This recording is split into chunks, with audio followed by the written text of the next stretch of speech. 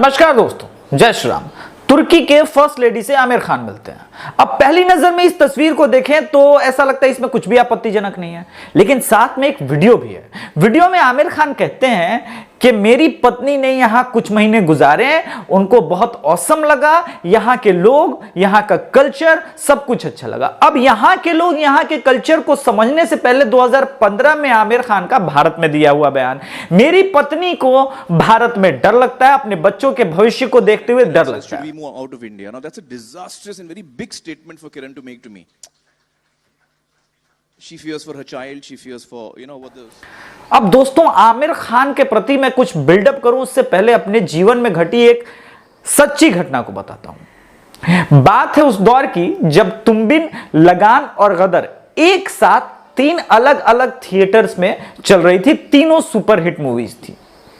मैं उस वक्त 10वीं कक्षा का छात्र था और लगान फिल्म लगी हुई थी पूर्णिया डिस्ट्रिक्ट बिहार के 4 स्टार थिएटर में, और वहां पे स्टूडेंट क्लास की टिकट की कॉस्ट थी 5 रुपए।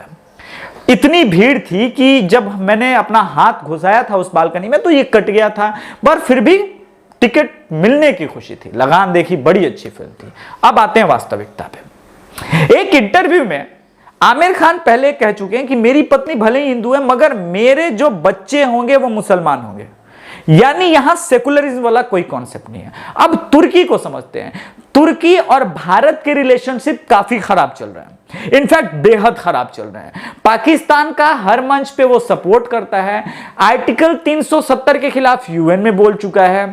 वहीं आमिर खान भारत में जब इजराइल के नेतन्याहू आए हुए थे तो इन्होंने मिलने से मना कर दिया। अब यहां पे एक और रिलीजियस कॉन्सेप्ट आता है कि भाई इस्लाम जो है वो यहूदियों के खिलाफ है। इस्लाम धर्म ही यहूदियों के खिलाफ है। आप समझ रहे हैं? ऐसा नहीं है कि इफ बट वाला ये पीस ऑफ रिलीजन ये सब नहीं चलता यहां पे। तो उनके रिलीजन में लिखा हुआ है हां यहूदी तुम्हारे दुश्मन हैं। अब आपको कॉन्सेप्ट को थोड़ा सा ब्रॉडर एस्पेक्ट में लेके चलते हैं कि एक फैमिली मेंबर कहता है कि नहीं मैं तो आप ही का फैमिली मेंबर हूं, मगर दुश्मनों से मुलाकात करता है, दुश्मनों के घर के लोगों की तारीफ करता है, मगर आपका जब कोई दोस्त आता है तो कहता है नहीं इनसे नहीं मिलूंगा। आप समझ रहे बात को? अब इसको थोड़ा सा और लार्जर कैनवास पे लेके चलते हैं, इंट्रोस्पेक्ट करते हैं। भारत के हिंदुओं का मुसलमानों के प्रति अविश्वास बढ़ता जा रहा है। यह पहली बात है। भारत के हिंदुओं का अगर अविश्वास बढ़ रहा है तो उसके पीछे कोई कारण होगा। अब लीजिए एक लेटेस्ट एग्जांपल। कर्नाटक का एक बहुत पढ़ा लिखा मुसलमान नेत्र चिकित्सक, आई डॉक्टर, एमएस रमैया जैसे प्रतिष्ठित संस्थान में काम करने वाला डॉक्टर आईएस के आतंकवादियों से ताल्लुक रखता है, या डायरेक्टली कहें तो आईएस का आतंकवादी है। अब मैं बताऊं कि मैं 2 कॉमन लोगों में कैसे भरोसा करूंगा। दोनों टोपी वाले होंगे, दोनों कट्टर दिखेंगे, तो मुझे कैसे समझ में आएगा कि एक so called religion of peace वाला है, दूसरा आईएस का आतंकवादी। चलिए इसको 2 कदम आगे बढ़ के बताते हैं। ये जो है फहीम बेग है, आप लोगों ने अक्सर देखा होगा डिबेट में। अब जरा इसके ऊपर जो है झंडा देख लीजिए। ये गजवाए हिंद वाला झंडा जो है, ये फहीम बेग के साथ 15 अगस्त मनाने वाले लोग हैं। इसमें एक और शख्स है, उस शख्स के बारे में बात मैं करूंगा। पहले समझ लेते हैं कि समा एजुकेशनल पॉलिटेक्निक का ये हिस्से के लोग हैं, और ये गजवाए हिंद, इनका फोटो देख सकते हैं, इमेज पूरा झंडे का ग्रीन है। अब इसको आप क्या समझेंगे? ये वही फहीम बेग है जिसको अक्सर डिबेट शो में आपने देखा होगा, वह फेमस डिबेट याद होगा जिसमें कहते हैं संबित पात्रा के, ओ शिशुपाल तेरी गिनती खत्म हो गई है। अब मैं पहले समझने की कोशिश कर रहा हूं कि इस नक्शे का मतलब क्या है। इस नक्शे का मतलब है कि हम हिंदुस्तान में रहेंगे और हिंदुस्तान को ही गजवाए हिंद बनाना है। अब पिक्चर को बड़ा करते हैं, कैनवास को फिर से लार्जर स्केल पे लेके चलते हैं और बात करते हैं बहुत बड़े शायर मुनव्वर राणा की। सोनिया गांधी के लिए खिदमत में इन्होंने शेर लिखा कि भाई बेवा की साड़ी पे अपने ही शौहर के खून का रंग, आपने सुना होगा। खैर उसको समझाते हुए अब आगे बढ़ते हैं कि राज्यसभा के इस वक्त के सांसद है रंजन गोगोई, और ये भूतपूर्व चीफ जस्टिस रहे हैं। अब इनके बारे में यही शायर ये कहता है कि वैश्या भी उतने कौड़ियों में नहीं बिकती जितना जिस कौड़ियों में रंजन गोगोई ने अपना ईमान बेच दिया। तो समझते हैं कि क्या भारत में पहली बार कोई न्यायाधीश राज्यसभा का मेंबर बना है। अब एक चीज समझिए, मुमताज महल ने भी अपने 15-16 बच्चे पैदा करने के लिए 38 साल की उम्र तक का इंतजार किया, मगर यहां पे शरीफा हैं, चेन्नई से हैं, और इन्होंने 15 साल के अंदर 13 बच्चों की डिलीवरी दे दी। यहां पे हिंदुओं का एक और ऑब्जेक्शन है,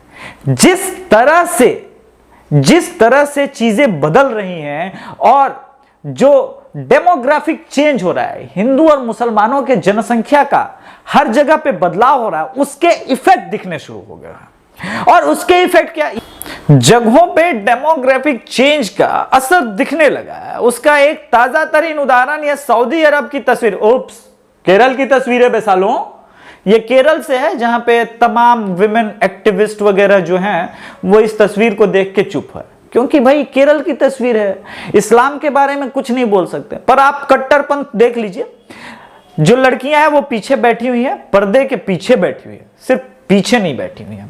अब ये वही केरल है जहां पे शबरीमाला के लिए, अच्छा कैसे घटिया लॉजिक दिए जाते हैं कि सैनिटरी पैड में चूंकि मेरी माहवारी का ये लगा हुआ है खून, तो वो अपवित्र नहीं है, इसलिए मैं शबरीमाला में लेके जाऊंगी और चढ़ाऊंगी। मेरा एक सवाल है, आप लोग सुनिएगा, क्या ये पैड यीशु मसीह पे चढ़ाया जा सकता था? क्या उस लड़की की औकात है?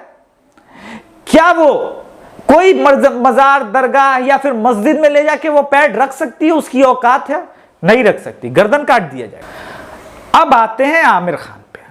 आमिर खान जब तुर्की के फर्स्ट लेडी से मिलकर ये कह रहे हैं कि मेरी बीवी यहां सुरक्षित महसूस करती है, जहां पे हागिया साफिया बहुत पुराने चर्च जो कि इस्तांबुल में था, उसको पहले म्यूजियम बनाते हैं, फिर मस्जिद बना दिया जाता है, और यही नहीं, तुर्की में कई चर्च को मस्जिद बनाया जाता है। तो वहां के लोगों का माइंडसेट बहुत क्लियर है, और आमिर खान बयान दे चुके हैं कि मेरी पत्नी भले हिंदू हो मगर उसके बच्चे जो होंगे वो मुसलमान ही होंगे। तो यह भी उनका तर्क कसौटी पे उतरता है। और भारत में उनकी पत्नी को चूंकि डर लगता है, ये उनके बयान है, मेरे बयान कुछ नहीं, इसलिए नफरत वाली कोई बात नहीं है। तो भाई साहब, जब भारत में आपको इतना डर है, वहां अच्छा माहौल है, तो आप बेशक वहीं रहिए। वो देश जो भारत के 370 धारा लगाने पे लगातार भारत पे हमला करता है, चाहे यूएन का मंच हो, और पाकिस्तान से अब उसके रिलेशनशिप ऐसे हैं कि डुअल सिटीजनशिप पाकिस्तान के लिए अलाउ कर दिया गया है, और लिंक अप करते हैं ना। आप ये जानते हैं कि जब अब्दुल रहमान जैसा भारत में रहने वाला मुसलमान जब आईएसआईएस का टेररिस्ट हो सकता है, तो मैं विश्वास करूं तो क्यों करूं।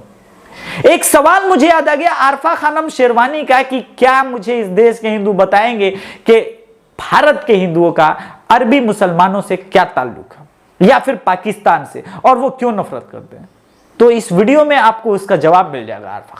आरफा खानम शेरवानी ने भी इस पे एपिसोड किया, और बहुत बढ़िया ढंग से मैं कहूंगा आमिर खान को डिफेंड करने की कोशिश की। मगर यह क्या कुतर्क नहीं है कि आप ये कहती हैं कि अगर वो खान नहीं होता तो क्या उसके खिलाफ वैसा ही प्रोटेस्ट होता। आपको एक बात ध्यान रखने की जरूरत है कि इन्हीं खानों को 15% ने सुपरस्टार नहीं बनाया। जब मेरी भी मुट्ठी में बंद 5 रुपए उस गैलरी में गए और खींच के टिकट लगान का लिया, और तब वो जाके सुपरस्टार बना। मैं भी कभी उतना ही बड़ा फैन था, मगर जब मिलावट होने लगे बॉलीवुड में, स्पेशली उन चीजों को जहां पे आप किसी एक समुदाय विशेष को टारगेट करें और दूसरे समुदाय विशेष को के लिए सिंपैथाइज करें उसको, तो फिर दुख तो होगा। आपके बच्चे मुसलमान हैं, आप हिंदू से शादी करेंगे, आपकी पत्नी को डर लगता है, मगर आप वहां की फर्स्ट लेडी से ऐसा कहते हैं, तो दुख होगा ही। और यही ट्विटर स्टॉर्म आया हर जगह। परंतु दुख तब और होता है जब नामचीन हस्तियां खुलेआम ऐसी बातें करती है सुप्रीम कोर्ट के जज के खिलाफ, यानी हर वो चीज जिससे आप इत्तेफाक नहीं रखते। यह मत भूलिए कि बहरीन में अभी एक लड़की ने बुरके में जो गिराए थे गणेश भगवान के मूर्ति, और कहा कि ये इस्लामिक देश है, यहां पे ये नहीं चलेगा।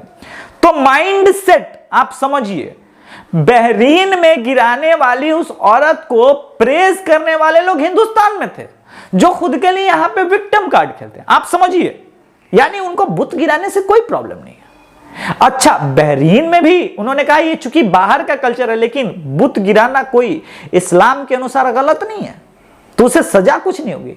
अगर यही बात अल्लाह के खिलाफ और नबी के खिलाफ बोल दी जाए तो आप पूरा बेंगलोर शहर चला देते हैं। जय श्री राम दोस्तों, वीडियो अच्छा लगे तो शेयर कीजिएगा, लाइक कीजिएगा, चैनल को सब्सक्राइब कीजिएगा। 100 के जल्दी से जल्दी करना है। जय श्री राम।